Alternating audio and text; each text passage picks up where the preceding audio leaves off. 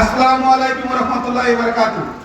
সম্মানিত আজকের সভার সভাপতি, সমন্বয় কমিটির সম্মানিত সভাপতি ও আজকের সভার সম্মানিত প্রধান অতিথি, শ্রীমঙ্গল কমলগঞ্জের মাটি ও মানুষের নেতা জনাব আলহাজ মুজিবুর রহমান চৌধুরী হাজী মুজিব ভাই, সম্মানিত নেতৃবৃন্দ, আপনারা জানেন বিগত 16-17 বছর জনাব হাজী মুজিব সাহেবের নেতৃত্বে এই মির্জাপুর ইউনিয়নে আমরা অনেক আন্দোলন সংগ্রাম করেছি। আপনারা জানেন এই 26-এ সেই সংশোধন বাজার থেকে আমরা একটি প্রতিবাদ মিছিল করেছিলাম।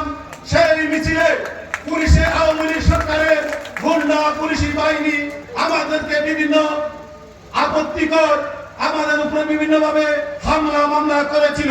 সংগ্রামী মির্জাপুরবাসী, আপনারা জানেন একদল বসন্তর কুকিল গত 17 বছর মাঠে ময়দানে ছিল না।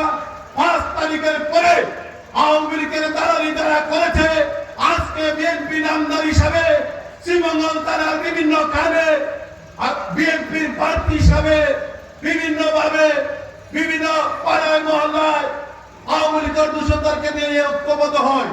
আমরা এর তীব্র নিন্দা জানাই। আমাদের সাথে যিনি ছিলেন ইনি আমাদের সাথে থাকবেন, আগামীতে ধানের কান্ডারি হাজী মুজিব ভাই হবেন। এই বলে আমি আমার বক্তব্য শেষ করছি। বাংলাদেশ জিন্দাবাদ, বাংলাদেশ জাতীয়তাবাদী দল বিএনপি জিন্দাবাদ।